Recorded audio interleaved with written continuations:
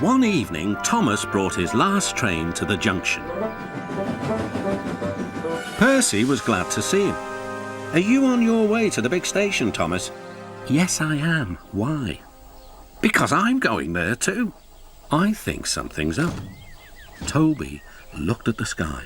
"Where?" "Not up there, down here," laughed Thomas. "How can something be up when it's down?" Thomas was too excited to explain. "Bust my buffers, look over there." Mavis, Boko, Bill, Ben, Donald, Oliver and Douglas paraded past. "Good evening, you three," whistled Donald. "Aren't we all a fine sight?" "Very splendid indeed," admired Toby. "It's sorry we can't stop. The Fat Controller wants us all together at the station." "What is this about?" asked Thomas. "The Fat Controller has a plan," answered his driver. "Come on." So they followed the other engines to the big station at the end of the line.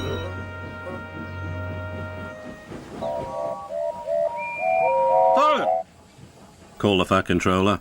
"I have an important letter to read from a little girl who is 5 years old." "Dear Thomas and all the engines, please can I meet you? My friends say they would like to meet you too. You could come to my house for tea, but my mummy says there aren't any railway tracks to my house. Can you come to the station instead? Thank you very much." "It seems," continued the Fat Controller, "that there are many girls and boys who would like to meet you. Therefore, we are all going to the big city far away." "Hooray, hooray!" the engines whistled. "Silent!" called the Fat Controller.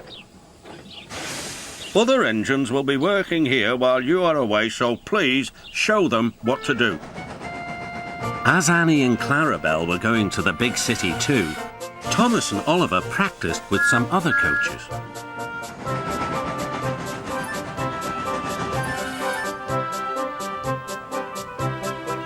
Thomas grew more and more excited.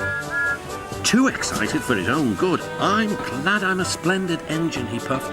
"The Fat Controller thinks I'm really useful. I had a race with Bertie once. I whooshed through the tunnel and stopped an inch from the buffers." Then Thomas made his mistake. "Just like this," he boasted.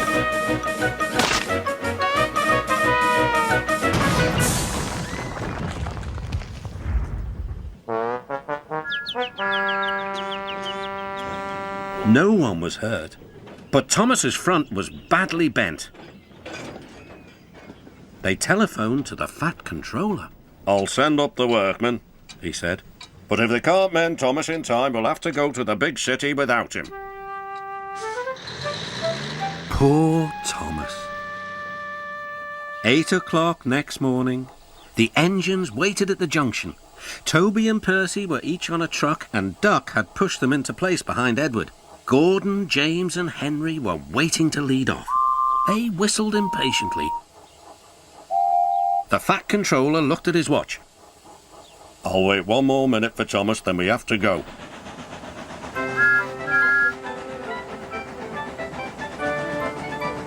"Oh, thank goodness you're still here," panted Thomas. "I hope we're not late, as it's just after 8. The guard blew his whistle and waved his flag. The engines cheered. "Look out, big city, here we come!" And the cavalcade puffed away.